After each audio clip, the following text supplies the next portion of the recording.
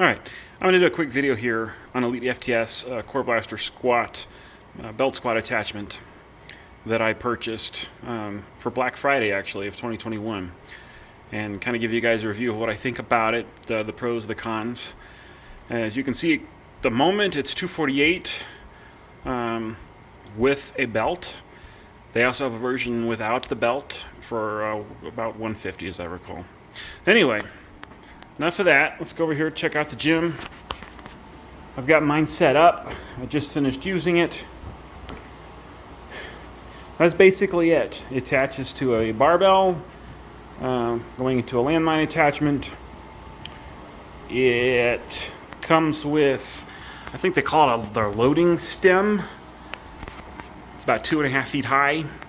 It's got kind of a flat bottom there. Let me see if I can get into that a little bit more. There we go. Pretty stable.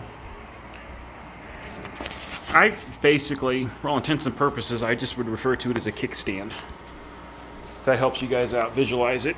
Here's the loading piece. I'm not sure what this was called, but that's the, I guess, the attachment point. And like I said, mine came with a belt. This is actually a genuine spud belt. They didn't skimp. I was very happy to see that it was a spud belt, very highly regarded in industry.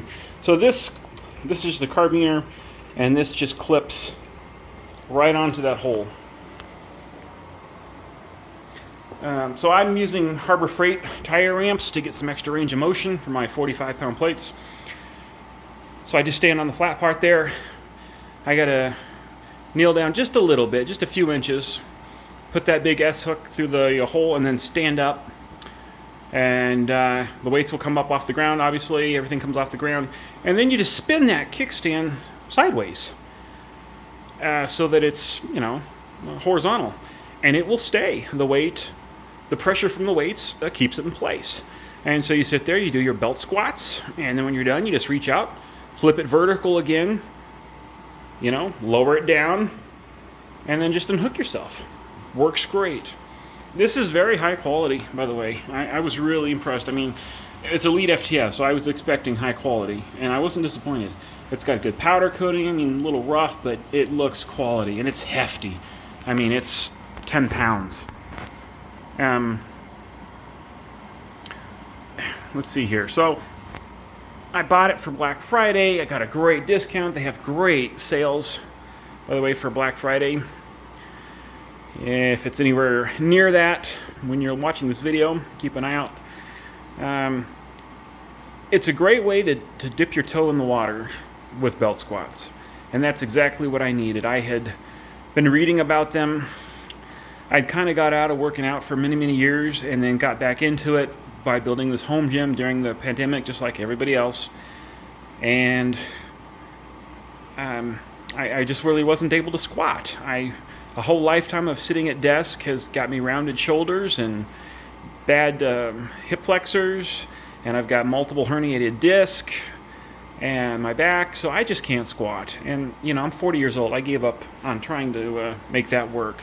So I've been looking for alternatives, kept reading about belt squatting, and kind of thought it was a fad, actually, to tell you the truth, kind of a gimmicky thing. But I was, kept hearing how great it was. It doesn't put any pressure on your spine and your back. It's great if you have injuries. And when I saw this, it seemed like it was a really good way to dip my toe in the water and see if I liked belt squatting. And I really like belt squatting. There's only two caveats, though, with this particular piece. One is the range of motion is an issue. As you can see, I'm having to use Harbor Freight tire ramps so that my weights don't hit the floor. My 45-pound plates don't hit the floor. I've watched a video on EliteFTS's YouTube channel of their employee who invented this for them, talking about how he uses it in his home gym. And he didn't mention having to use any ramps, but he said he loads it up with 25-pound plates, which might work if that weight is sufficiently challenging for you. But that would probably lead to the second caveat, would be that you're limited to how many weight plates that this would actually hold. So this barbell, it's a standard 7-foot Olympic barbell. And I actually went and measured every barbell I have to see if this had the longest sleeve length, and it does. It's 16.5 inches. Everything else was, a little shorter. Well, the problem is that the attachments and the kickstand, they take up 5 inches by themselves. So, you're not left with a whole lot of room. And as you can see, I've got 6 plates here, and I don't think I could really put any more on.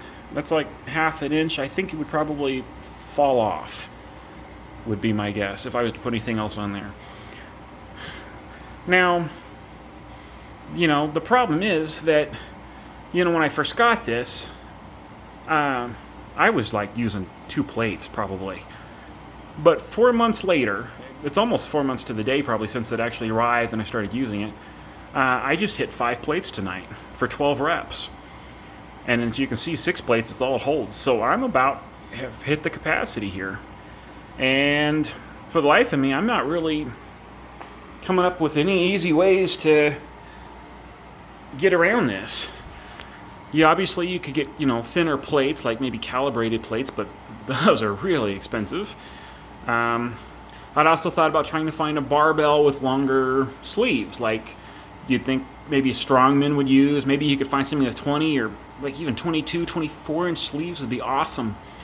But 30 minutes of Googling last night, and I couldn't find anything. And of course, even if there was such a thing, you'd really have to wonder how much it would cost. I mean, I'm not about to buy a $700 bar just to use this with my $250 attachment. And the last thing I thought of was bands. I'm a huge fan of bands. I bought multi-packs from EliteFTS. I've put them on almost every piece of equipment in the gym. It really, really helps with a lot of movements getting continuous resistance. But danged if I can find a way to easily put bands on this. I mean, all you could really do is put them through here and then somehow fasten them to the sides. Somehow. So I could build a platform, maybe plywood or something, maybe like a 2 foot by 4 foot platform, and I could have elevated platforms on either side of it to stand on and everything, and maybe have band attachment points there on the outside that you could then run the band over the top of that. That would work, I suppose. That's probably the most practical from a cost-effective standpoint. So anyway, that's kind of where I'm at. So basically, that's my caveat would be that, this is, using my plates at least, only able to hold 270 pounds, because each pair would be 90 pounds. Now, the stem and the attachment, there's at least 10 pounds there. They're built like a tank. And then, of course, you have the bar, and you're hooked on at the very end of it, so you're going to be getting most of the bar's weight. So, a little over 300 pounds probably, maybe 310 or something that you'd be lifting with this attachment from EliteFTS. And that's pretty much it, unless you guys can think of something I can't, or if you can, finagle bands to it. At that point, it's probably, you've outgrown it, it's time to go elsewhere. But, and that's what I'm going to do. I do believe I'm going to get a dedicated belt squat machine now that I know how much I love them. And that's basically the consensus, I would say, on this. It's outstanding to test to see if you want to do belt squats. It really is. They designed this so well. The loading point being, back farther back on the bar. Some of the crappier ones, they actually have you attach on in the front, up on the sleeve portion there, and that's just doesn't work. Your knees are hitting the weights and everything. He designed this really well. It's very, very comfortable to use. I love using it. It is so simple, convenient, and he knocked it out of the ballpark. But it's limited to your barbell basically, and that would be the caveat. If you're already squatting something closing 300 pounds, you're going to outgrow this almost as soon as you get it. If you're not, fantastic. It'll probably give you many years of faithful service. But at the very least, it's a cheap way to kind of dip your toe in to belt squatting, see if it's for you, see if you like it. I had concerns about how painful it might be to have all that weight, you know, on a belt across your hips.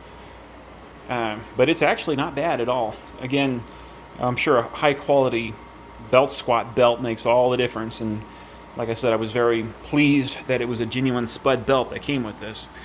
Rogue also makes a belt that some people say is even better, although some people say the Spud is. It's a kind of a matter of preference. But get yourself a high quality belt. I wouldn't buy one off Amazon. Let's put it that way. But yeah, it's a wonderful little piece, affordably priced. The only caveat would be the weight limitations. So anyway, that's my 2 cents. Hope this is some use to you.